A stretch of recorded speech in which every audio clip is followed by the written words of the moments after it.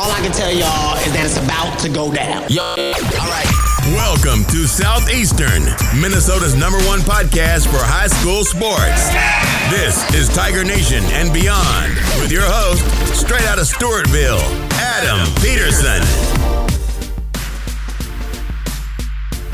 Hey, what's up, Tiger Nation? Welcome into Tiger Nation Beyond. This is season number 5, episode number 35, and we are coming into the home stretch for the regular season for all of our spring sports. What is this, spring sports week number 5, maybe? I got to check on that. With all the cancellations and the snowstorm there a few weeks ago, I'm just all thrown off kilter, so bear with me. I have plenty to talk about, though, on the only channel you should be liking and subscribing to. It's the RDC Razzle Dazzle channel on YouTube, your one-stop shop for Tiger Nation Beyond, the #1 podcast here in southeastern Minnesota for high school sports. I think it's one of the only ones, if I'm not mistaken, but it doesn't matter. It's #1, and it's all because of you out there that have supported this since day one 5 years ago. What are we, like 160 episodes or something into this? Just incredible. I am excited to bring you everything that's happened this past week in Stewartville spring sports. And we got to start off with baseball. Baseball, 10-4. You heard the last podcast. If you watched episode 34, thank you for doing that. First of all, if you didn't, go back and rewatch it, because Stewartville boys baseball has been outstanding. They hit double digits, hit 10 wins, I think, against Austin is when they picked up that 10th win. Anyway, they'd be taking on Zumbrota-Mazeppa. When you look at this game, Zumbrota-Mazeppa, solid team, and Stewartville will get an RBI triple in the 4th inning by Reed Neubauer scoring Colton Parker. But unfortunately, that was all the runs we could muster, as this one would go the Cougars' way. I believe the final score, yeah, there it is, 4-1. No. Zumbrota-Mazeppa, 1 run in the first, 1 in the third, 2 in the 7th for good measure. They would end with 4 runs on 7 hits, 1 error. Stewartville, 1 run in the 4th inning, 1 run on 4 hits, 3 errors. You see the player of the game there, Reed Neubauer. He had that RBI triple. He was 1 for 3, as was Owen Sickink, Carter Miller, and AJ Hebel. That accounted for our 4 Stewartville hits. Ty Brown started this game 6 2/3 innings pitched, 7 hits, 4 runs, 2 walks, and 3 strikeouts. So Coach Schmitz, though, there you can see him in that picture, happy with Neubauer's triple, as I would be too. That moves us on to softball, who was playing at home in this one. This was May 8th. Stewartville would actually out-hit La Crescent 5-4, but 2 Lancer home runs would be the difference in this game, as La Crescent would win. No again. No. 3-0 was the final score. La Crescent, 1 run in the 3rd, 2 in the 6th. They had 3 runs on 4 hits, no errors. Stewartville, no runs on 5 hits. We just couldn't string them together. 5 hits, 1 error. Tressa Smith had a complete game, 7 innings pitched, only allowed 4 hits, 3 earned runs, 3 walks, 6 strikeouts. Savannah Dean, you see her picture there. She came on, I believe, as a pinch hitter, got the job done. 1 for 1 for her. Elena Layton's the other player you see up there for kind of player of the game. 2 for 3 with a stolen base. Cahoon and Scavell were 1 for 3 on the day as well. That accounted for our 5 hits. So Stewartville would drop with their record 5-6, I believe. Next up, Stewartville girls golf. This one was the second round of 4 total for HVL conference meets. I can't read. This one was held at Dodge Country Club. Here are the results, though. Let's run them down. Rachel Bow, 85 for her. Good for 4th place. Lauren Howe, 16th place. 95 was her score. Elena Sickle, 110. Claire Reuter, 120. Anna Howe, 123. So that was good for 4th place with 410. When you talk about the team currently sitting in 4th place overall. I think they're 4th place in the meet and 4th place overall. Don't quote me on that. But Rachel Bow, she shot a 2-over on the front 9. That led her to that score of 85. 4th place in this particular round. When you add up the 1st and 2nd round, she sits in 8th place after 2 meets. Lauren Howe is in 15th. So she's knocking on the door for all conference. As you may or may not know, the top 12 after all 4 rounds of the HVL meets earn all conference standings. So Bo sitting in a great place, in a great spot at 8th place, and Lauren Howe sitting, like I said, knocking on the door at 15th. If she can move up a few spots over the last 2 HVL rounds, that would be huge. Let's move us back to the diamond. Baseball against Rochester Lourdes, 10-5 going against the Lourdes Eagles. This one was in Tiger Nation. I got to see a little bit of it, and it was fun to watch. I was kind of going back and forth between baseball and softball. Well, let me tell you, While reckless abandon was on the mound, Colton Parker was shutting down the Eagles offense. The Tigers were putting runs on the board, and one of those innings was runs in bunches. Let me run it down for you. In the first inning, Owen Sinkett got on with a single to the left side. He stole second. He would score on a single by Colton Parker to the left side, making it 1-0 Stewartville. Then in the third inning, tell me if this sounds familiar. Owen Sinkett got on a single to the left side. He would steal second and then would score on a he would score. I know what happened. Ground ball to the left side by Reed Neubauer moved him over to third, and then Titan Klunder this time knocked him in as the designated hitter to the left side. Tigers 2-0 after 3. Then came the fourth inning. Let me tell you about the fourth inning. Punches in bunches, or runs in bunches if you can.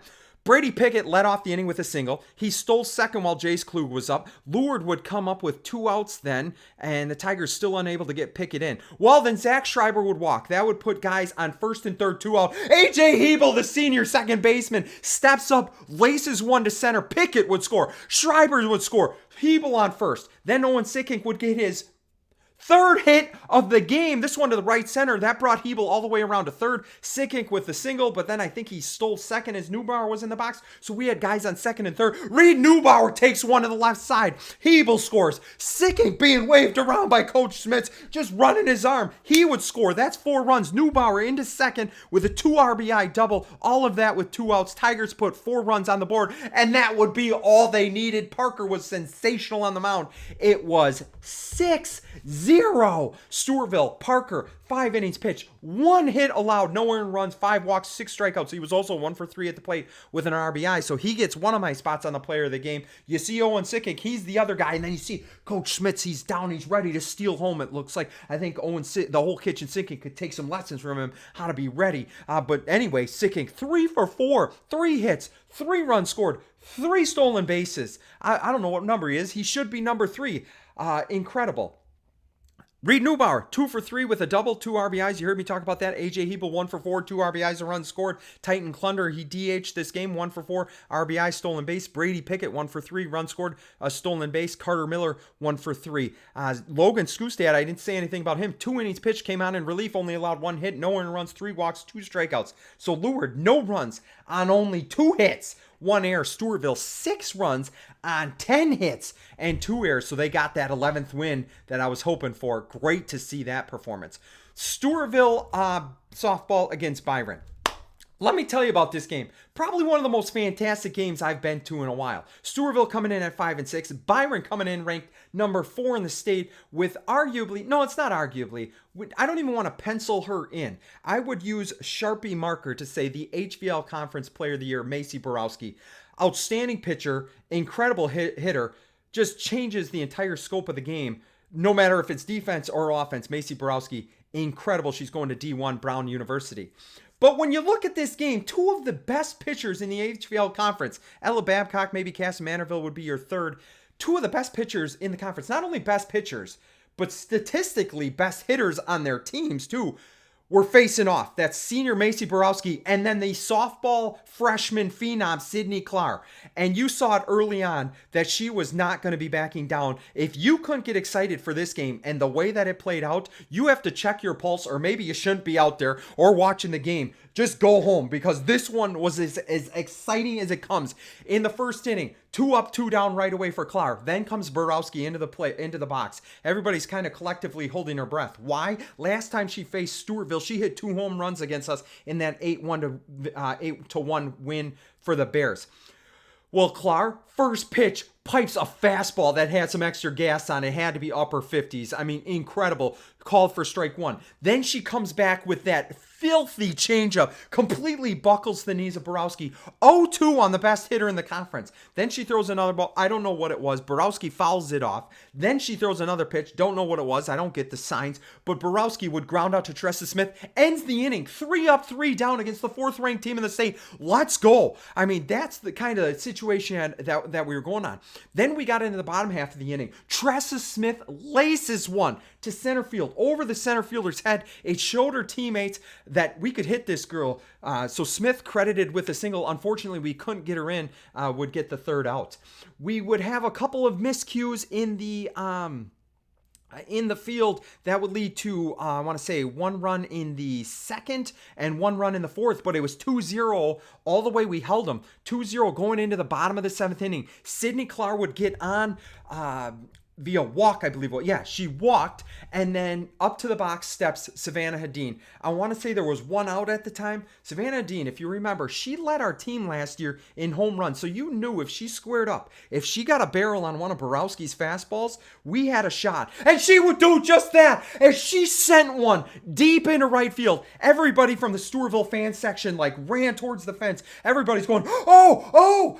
It was caught at the warning track as our hearts were ripped out from Tiger Nation. We were I don't know, this, can you see it on the screen? Maybe this close to tying this game up in the bottom of the 7th with one of the best teams in the state. And unfortunately, we would lose this game 2-0. But I think we gained a lot of respect from all the people out there in the softball world to go head to head with such an outstanding crew that is the Byron Bears.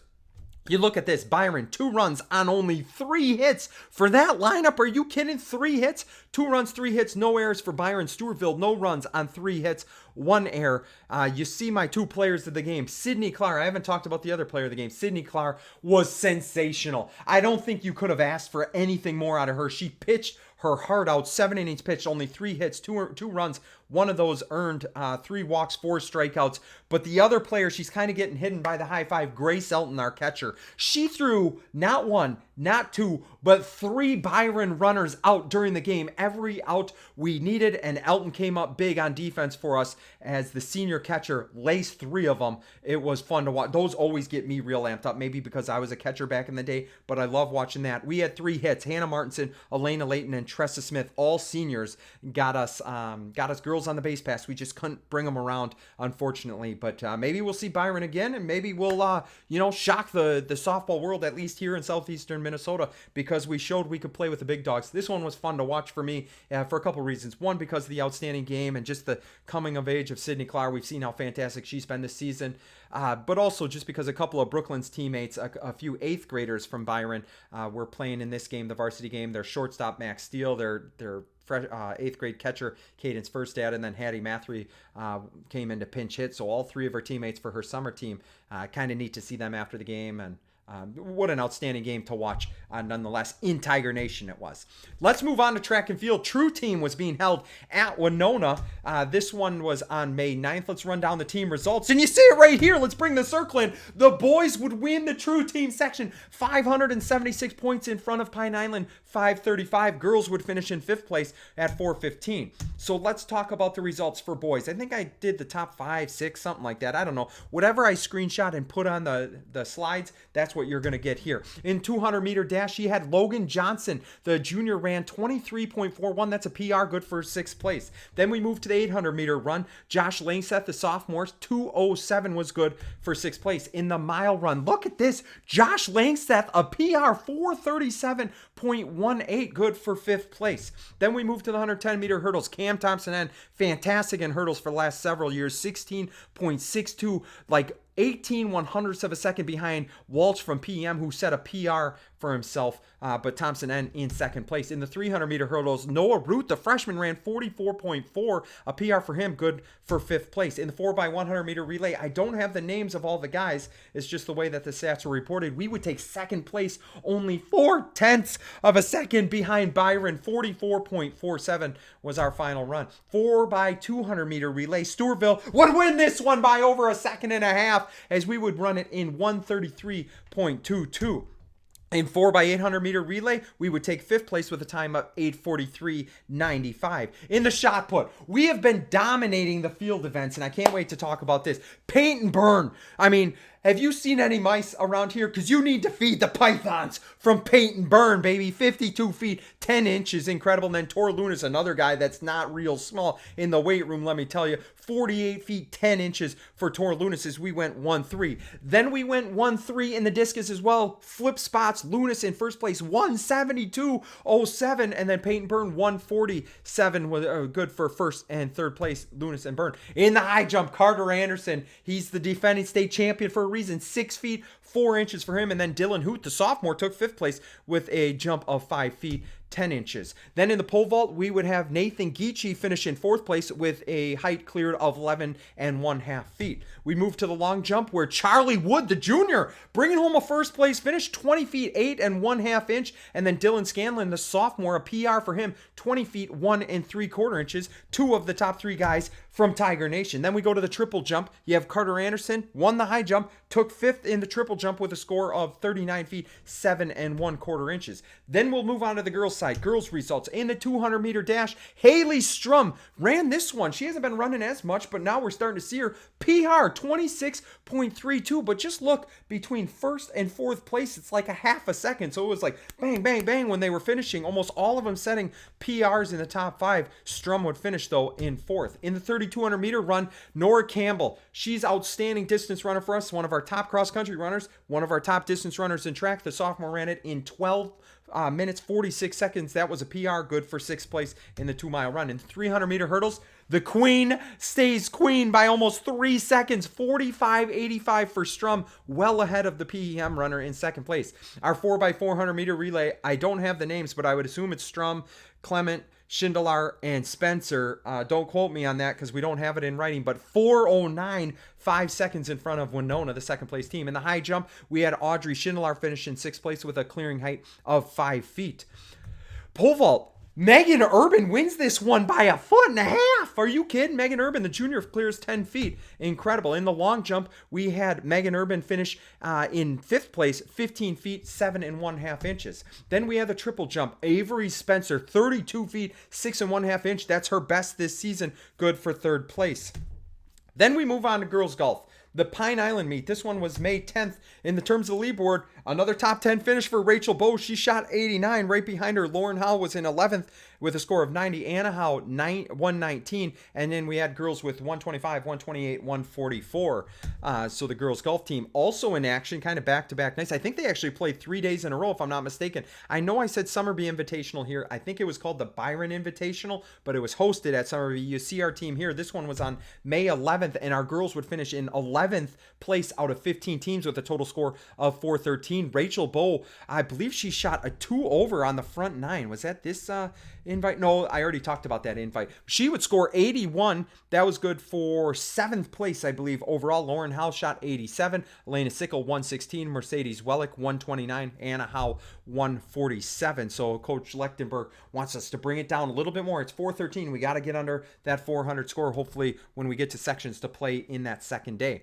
Then we move back to track and field. Kind of funny, I brought this picture up from Cassie Manderville. They don't have that big press box there at KM Telecom Stadium yet, so it must be an old picture, but nonetheless, we're focusing on the track. Anyway, it was the HVL Conference Championships in Cassie Manderville, May 13th, which was Saturday. I think it was windy. I heard from Chad Minnick, it was windy, it was raining, not the greatest conditions. You were like running into a headwind those last however many meters, so we'll see how the girls did. We'll talk about individual results before we get to the team results. Let's go ladies first. I've been doing a bad job doing the boys first. Let's do girls. In terms of the 100-meter dash, Claire Olson, the senior, ran 13.94. That was good for 6th place. Then the 200-meter run here, we got Caden Strum, the freshman, 29.93, top 10 finish for her in that event. In the 400-meter run, Audrey Schindler, the freshman, ran 101.78. We also had Addie Walterman, 106.39. That's a PR for her. Finished top 8 for as only being an 8th grader. I think good things ahead for Walterman, as we had 2 in the top 8 from Stewartville. 3,200-meter run, you heard me talk about Nora Campbell setting a PR. She set another one, 12 minutes 40 seconds for the sophomore, finished in 2nd place. Outstanding run, peaking at the perfect time here at the end of the season. In the 100-meter hurdles, we had Anna Myrie finish in 19:47. That was good for 7th place. 300-meter hurdles. Do you even want me to change the slide? You know what's going to happen here at the top of the list. You know 300-meter hurdles. The queen stays queen, baby. Haley Strum by 4 seconds. 4. She won this race. 46.45 was her time. Incredible. Nobody within a mile of her. I mean, the next closest finisher was probably still somewhere near, I don't know, Byron for all I know. Incredible run by Haley Strum. And then we go to the relays. 4x200 meter relay. We took 5th place. Schindler, Olsen, Raymaker, and Steele, 152.94 for them. 4x400 meter relay, solid team here. Strum, Spencer, Clement, Schindler, 4:10.97, almost well over 7 seconds in front of Cass Manorville, who took second place. In the 4x800 meter relay, Stewartville would take fifth place. Langseth, Walterman, Geechee, and Campbell in a time of 11:07. Then we move on to the high jump. Olivia Meyer, the sophomore, took fifth place, tied for fifth place after clearing the height of 4 feet 8 inches. Then you go to pole vault. Megan Urban would take home another title, this time clearing 8 1/2 feet. Izzy Shy cleared 8 feet, which was good for seventh place. Then we go to the long jump. We had girls in third and fourth place. Junior Megan Urban, third place, 15 feet 7 inches. Then how about this? The sophomore Kylie Minnick, like I said, just saw her parents at the volleyball tournament this weekend. Always great to talk to them. Kylie, the sophomore, would finish in fourth place, 14 feet 11 1/4 inch. Then we go to the triple jump. We would have 3 girls in the top 9. You had Claire Olson in 5th place, 32 feet 3 1/2 inch. That was a PR. Then Anna Myrie went and had her best jump of the season, 31 feet 8 inches flat. And then Avery Spencer just 2 inches behind that, 31 feet 6, good for 9th place. Then let's talk about the boys' results. The boys' results, we had 2 guys in the top 9. We had Dylan Scanlon, the sophomore, took 4th place with a time of 11:86. And then how about Grayson Schneider? What is he, like 220 defensive end linebacker that's running 12:13 in the 100? Thank you for being part of Tiger Nation. 200 meters, we had 5th and 6th place. Logan Johnson, the junior, took 5th. 24:72 was his time. Right behind him, sophomore Dylan Scanlon, 24:92. Then we go to the 400 meter dash. We had our top finisher was in 6th place, senior Ben Hagen. 54:97 was his time. Then we had 2 guys, 4th and 7th in the 800 meter run. Sophomore Josh Langseth, 2:07.91, and senior Caleb Goff, 2:09.14. 1600 meter run. I tell you, these sub 5-minute miles is just incredible. Josh Langseth ran 4:43. Isaiah Fitzgerald 4:50. That was good for 3rd and 5th place. In the 2-mile run, we had Isaiah Fitzgerald, the senior, ran 10:29, good for a top 3 finish. Then we go to the 110 meter hurdles. How about Cam Thompson N continuing that strong senior season? 18:07 was his time, good for 2nd place. Then we go to the 300 meter hurdles. 3rd, 4th, 5th place, all from Tiger Nation. Ninth grader Noah Root, 44:70. Cam Thompson N, 45:46. And Luke Eastman, the sophomore, 45:85. It looks like it was Pine Island, Stewartville, and then everybody else. So great to see that. Root, Thompson N, and Eastman, 4th, 5th, and 6th place. In the 4x100 meter run, we took 4th place. Bunchrock, Scanlon, Johnson, and Schneider, 44:93. Only 1/100th of a second out of 3rd place. Look at between 1st and 4th place, you're talking about 2/10 of a second. Just blink of an eye. Incredible. In the 4x200 meter run, we were just about 7/10 of a second out of 1st place as Stewartville, Coliano, Buntrock, Wood, and Johnson would run 1:34.25. Then we go to the 4x4. That was Buntrock, Hagen, Root, and Goff. 3:43.76 was their time, good for 3rd place. 4x800 meter run, we took 4th. Hagen, Sellers, Goff, and Hance. 9:09 was their time, firmly established in that 4th place. Then we go to the field events. Absolute domination from Tiger Nation here in the shot put. Peyton Byrne, 53 feet 3 inches, 3 feet, almost 3 feet better than everybody else. And the other 2 guys from Stewartville did pretty good. Tor Lunis over 50 feet, 50 feet 6 1/2 inch. And then Jamie Hart rounded out the top 3. The junior threw a PR, 43 feet 7 1/2 inch. Then in the discus, Tor Lunis won this one. 153.06 was his distance. Now how about Ridge Hatz, a sophomore? His first year out for track and field. Goes and throws the discus. Top 3 for him. 137.10. That was a PR. Great job to Ridge Hatz out there. High jump. Carter Anderson, 6 feet 6 inches. His best of the season. I believe that was what he once stayed on. Don't quote me on that, but I thought it was 6 feet 6 inches. Anyway, good for 1st place and all conference. Jason Schindler, Dylan Hoot each cleared 5 feet 10 inches. In the pole vault, you had John Coliano in 4th place, 10 feet 6 inches. Nathan Geechee and Dylan Hoot, 9 feet 6 inches each, for good for 6th and 7th place. In the long jump, we had Charlie Wood take 2nd place, a 1/2 inch away from 1st place. We just needed a little bit more of wind behind him. Charlie Wood, the junior, would jump 20 feet, 1 inch. And then you had Sawyer Wood, the sophomore, 18 feet, 8 inches. That was good for 7th place. In the triple jump, we had guys in 3rd and 5th. Luke Eastman, 38 feet, 3 inches for him. Carter Anderson, our high jump champ, 37 feet, 8 1/4 inches. He shows he's got plenty of spring in those legs. In terms of the team results, the boys would just miss out after beating Pine Island at the True Team. We would lose out the first place HVL title by 23 points. Pine Island would win it 238, Stewartville 215. For the girls, we took top 3, edging out Castamanorville 105.5. Byron girls would take home the HVL Conference Championship. That was this past week. Boy, that was a lot.